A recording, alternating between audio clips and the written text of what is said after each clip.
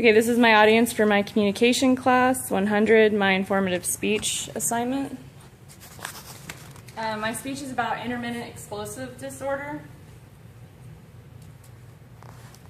IED is a disorder that affects 1 in 14 U.S. adult. The disorder can interrupt things like social relationships. Your behavior can change in a flash with IED. IED can stem from different factors like your family background, genetics, and substance abuse. So genetically, it can happen from imbalanced levels of serotonin and testosterone, and from having that imbalance, it can, genetically be passed on. And more often than not, people who have IED are completely unaware of it for most of their life. Children who are exposed to violence and may have already have that trait underlying in them are doubly at risk, because being exposed to violence, things like that in your home, develop explosive characteristics, whether you realize it's impacting them or not. It is. Substance abuse and additional disorders. So engaging in substance abuse can provoke personality traits like depression, anxiety, and subsequently from having those personality traits, IED, explosive disorder, can take effect on the individual. In the real world, there are 16 million Americans and counting that are affected by this disorder. That is a lot of people. So at least 1 in 14 people that you may know, if not more, would have this disorder possibly. And carriers with this disorder can go their entire life without having a diagnosis. They can just be viewed as malicious, hateful, crazy people who can't control their behavior, but in fact they have a disorder and it's not been addressed. In the real world, the situation could rise at Burger King. You're not getting the right order, like a small fry instead of a medium fry. Something as simple as that could set an IED carrier off. Slurring cuss words, violent actions, aggressive, damaging property, and things like that.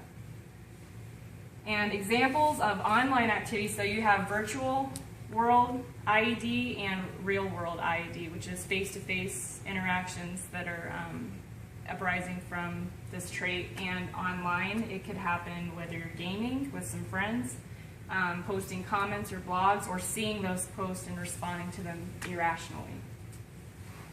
In the virtual world, online percentage is much higher. In the real world, like I said earlier, 7% of people, or 1 in 14, you may see this trait in. But online, it's a lot higher because when you're online, you're hidden. So you're not worried about who's in front of you or how you affect them. You just say what's on your mind. Seemingly normal people can flip in an instant, whether it's in a chat forum, a comment section, or on a Facebook photo. They see it, and they will instantly, without thinking, without hesitating. Having an IED flare, for instance, online can escalate further to from a face-to-face confrontation. And will this video play? This is a video as well. It's not going to play, is it? No. So this was supposed to be a video. It's not playing. Examples of how games or online games can reveal.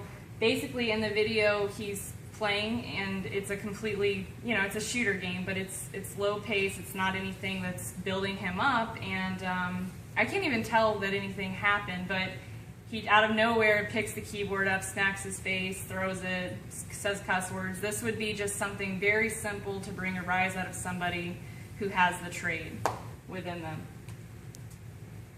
IED is more common online than in daily life. Like I said, we're prone to say things that we wouldn't usually say to people from face to face. There are no consequences, so you're not seeing the pain that you're causing anyone else or how you might affect them. You're just saying it. You don't have to live up to it. Most of your body language is done 90%, or most of your communication is done through 90% body language and 10% verbal.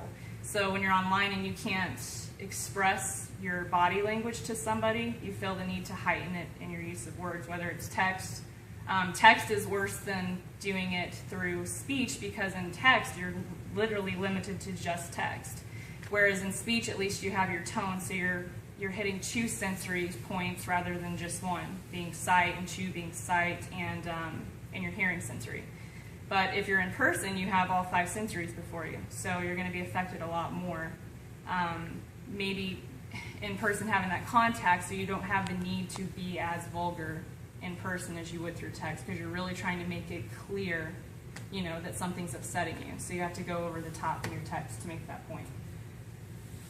Is it treatable? There are medications like mood regulators and antidepressant medications. Some of them are, I think, Xanax, Valium, Zoloft, I think, is one of the big ones. So stuff like that. And it's really sad because, you know, that is right now the only alternative that people are seeing for that disorder.